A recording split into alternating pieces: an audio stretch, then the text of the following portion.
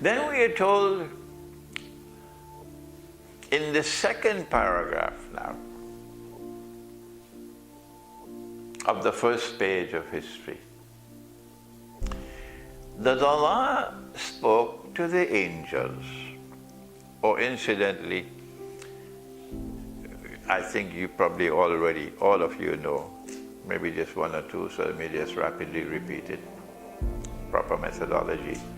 Allah is teaching methodology for study of the Quran. He says, I ordered the angels to prostrate,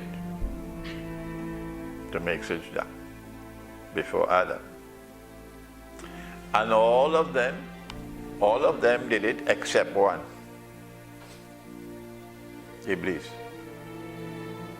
If you use the wrong methodology of taking this verse of the Quran or a verse of the Torah or a verse of the Gospel in isolation by itself, then you come to the conclusion Iblis had to be an angel. Yeah, can't get away from that. He had to be an angel. Why? Because the order was given to the angels. And they all obeyed, except him. See? The sentence is constructed this way to teach methodology. Don't make the mistake of coming to a conclusion based on the study of one verse of the Quran or the Torah or the Injil or the Gospel in isolation. Otherwise you can make a mistake and you'll be very embarrassed afterwards. See? This is why this verse is constructed like this.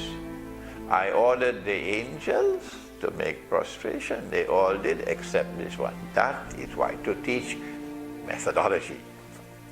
But when you go to the whole book, now you're no longer a schoolboy, now you're a scholar.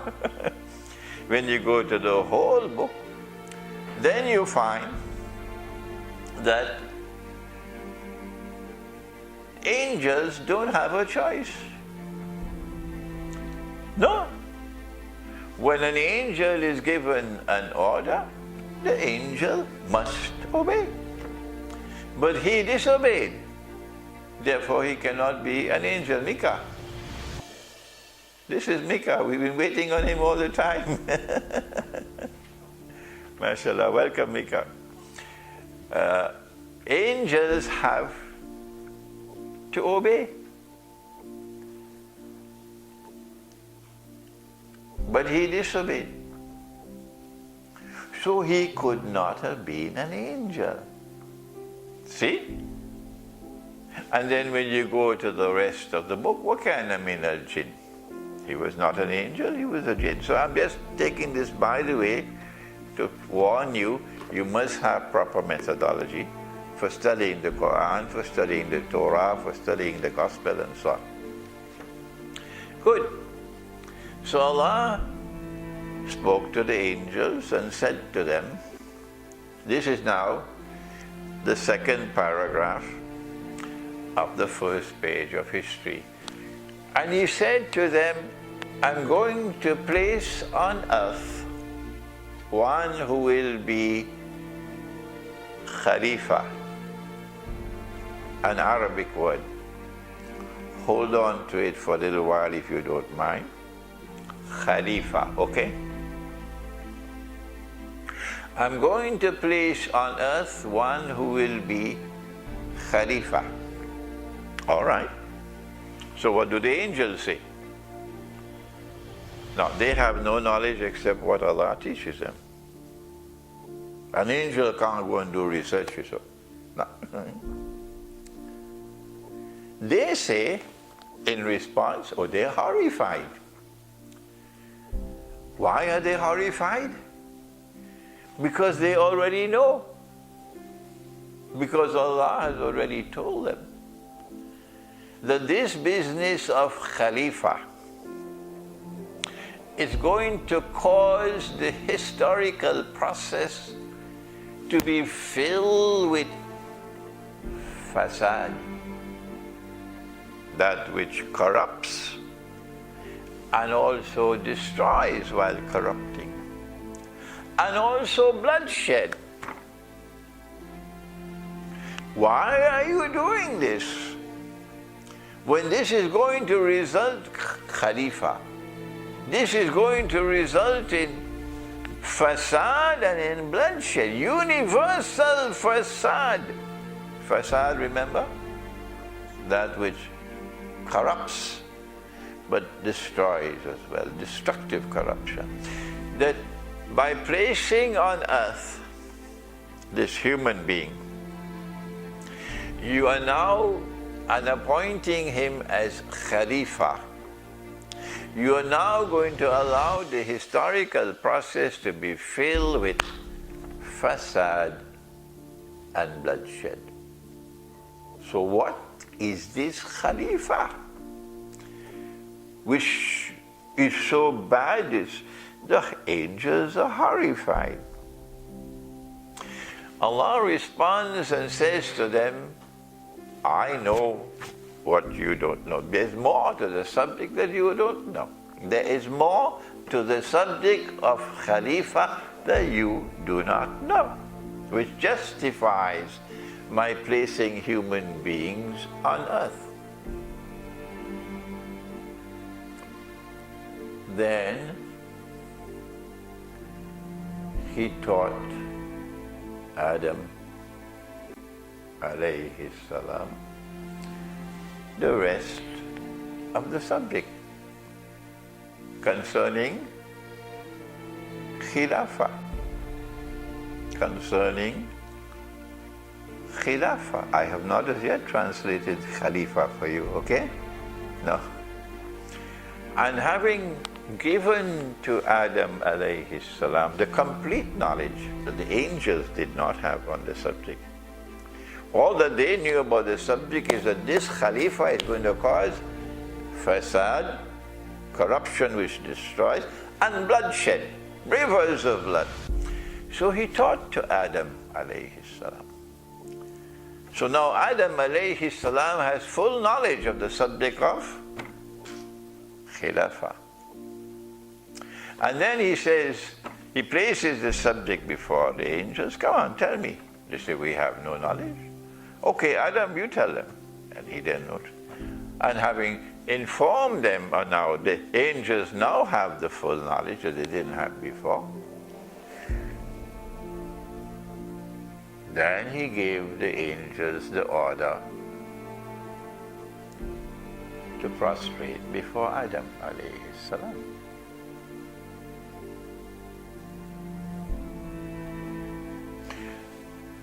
And they all prostrated except this one, Iblis.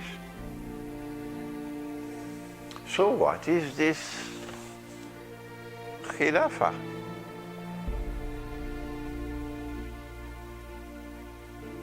Something very important, because it's there on the first page of history, second paragraph. To answer the question, we don't need to go to a university or a professor. We go back to the Quran. That's where we could get the answer. And when we go back to the Quran, we go to Surah As-Sad. 100 times I'll keep on repeating this verse. Listen to it.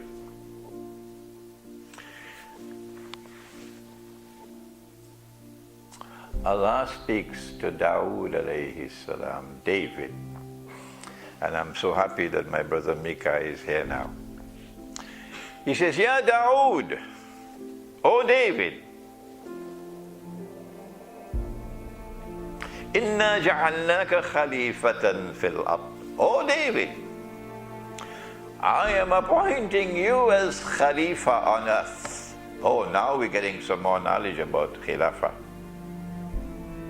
David is Khalifa on earth. So now what is your function as Khalifa? فاحكم بين الناس بالحق. Oh, so a Khalifa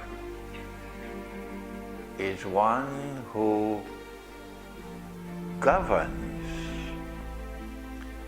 We're talking here about governance. A Khalifa is one who rules. A Khalifa is one who establishes law. Oh, this is heavy business now. We're talking about a state. On the first page of history, in the second paragraph, we are told that Allah placed us here on earth to establish a state, which is a Khilafah state. And the David, Nabi Daud alayhi salam, he establishes the Khilafah state. And the Khilafah state is one in which governance is based on al-haq, or truth. And remember, truth did not come in the Quran for the first time. Don't be so foolish. Truth has been coming all through history. Truth even came to the Brazilian Indians, who showed so much respect for a river. They don't go hunting buffaloes for fun, as Europe did. Killing them for fun. I don't know what kind of religion came out of Europe. It could not be the religion that came from Jesus alayhi salam, no. It came from somebody else. And so, Khalifa has to establish a state in which governance is based on truth, and truth is eternal, and truth is universal. Truth is perennial. I'm sorry, my language is becoming a little bit too difficult now for those who are French speaking. Truth is eternal, forever. Truth is absolute, it comes from Allah. Truth is universal, it has always been there in history. And truth has come for the last time here in this book, the Quran. And the Khilafah state is the state in which law is based on truth. Governance is based on truth, which has come from Allah, not from Washington. But then the verse goes on to say something more. Allah warns David alayhi salam, Dawood, وَلَا تَتَّبِعِ الْهَوَىٰ. O David, do not swerve from establishing law based on truth, which has come from Allah, and pursue your own agenda based on what your mind, your heart, your rational faculty tells you to do. That you will discuss in Parliament and you will decide in Parliament. Don't govern on the basis of that. وَلَا تَتَّبِعِ الْهَوَىٰ فَيَدِلَّكَ عَنْ سَبِيلِ اللَّهِ. If you do that, you're going to be misguided from the way of the Lord. I think you're beginning to understand now what's coming. Huh? What Dajjal has done today. I think you're beginning to understand. إِنَّ الَّذِينَ يَدِلُّونَ عَنْ سَبِيلِ اللَّهِ لَهُمْ. Oh, this part makes you shake. لَهُمْ عَذَابٌ شَدِيدٌ بِمَا نَسُوا يوم الحساب. Surely those who depart from governance, from rule, from establishment of law based on the truth which has come from the Lord God, all through history, with Moses, with Jesus, with Abraham, with David, with Solomon, with all of them, those who depart from that truth to pursue their own agenda, for them there is terror, and who are consequently misguided, for them there is terrible punishment, because they forgot the day of accounts. Okay. So that's AWAL ZAMAN. Now look at AKHIR ZAMAN. Is there anywhere on the face of Allah's earth? Anywhere? Not even in Russia, which is now returning to Christianity, to Orthodox Christianity. Not even in Russia that is returning to Orthodox Christianity. Nowhere on the face of the earth. Most certainly not in Saudi Arabia. Oh, come on. Not even in Iran. Nowhere on Allah's earth today is Allah's law supreme. Nowhere. Rather, we now have a model of a state which is the opposite of the Khilafah state. It's called a republican state. And a republican state is one in which governance is of the people, by the people, for the people. Have you heard it? Did you hear it? Remember? That's the republican state. Of the people, by the people, for the people. Oh, so the people have now taken over from the Lord God. This is for يَدِلَّكَ عَنْ سَبِيلِ اللَّهِ. Around the world in AKHIR ZAMAN we have this. And nobody cries, there's no tears. No, everybody eat the chicken biryani and go home and sleep. That's what we do. No heart is weeping, none. The Byzantine Empire, the Orthodox Christian Byzantine Empire, was an empire that sought to recognize the supremacy of the Lord God. That's what they did. And along come a force which has to be recognized as evil, the Ottoman Empire, which destroys the Orthodox Christian Byzantine Empire with a bogus jihad. And this Ottoman Empire then proceeds to rule on the basis, it didn't come from Allah. Is this the truth? Is this the truth on which you are ruling?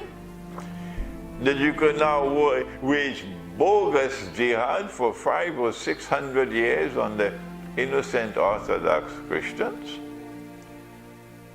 And because you are empowered with a power that you can defeat them, when you defeat them, you take their women as slaves, and you have something called a harem. I don't know where it came from, the harem. Filled with Orthodox Christian women as slaves, and you have your children with them. That's the new Islam, yeah, with the Ottoman Empire. And then when you defeat the Orthodox Christians, and they want to have a truce, part of the agreement, they got to hand over by force some of the Christian boys. You know it. Don't tell me you don't know it.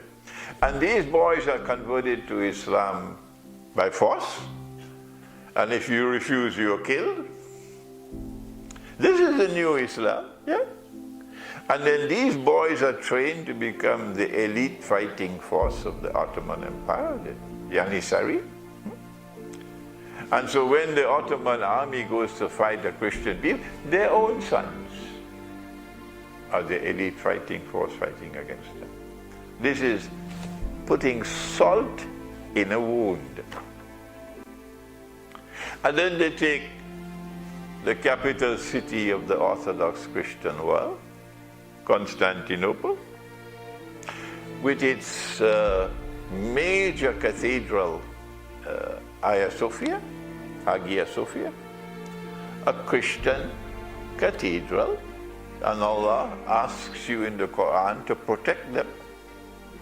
Protect them. That's what He says in the Quran, Surah Al-Hajj.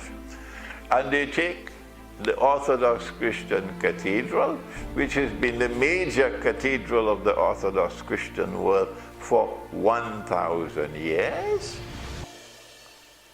and they convert it shamefully into a masjid. Is that truth? Huh? No, that can't be truth. Truth is always just. There's justice in truth. And this is unjust what you've done, to take a Christian cathedral and convert it into a masjid. So at the first page of history, we have the obligation as human beings placed on earth who have faith in the one God, the obligation to establish a state in which governance and rule and law will be based on the truth which has been coming to mankind from the time of Moses and Abraham, Allah's blessings be upon them, until the time of Muhammad, Allah's blessings be upon him. That state no longer exists today because of a people who have taken over the world and have prohibited the establishment of such a state.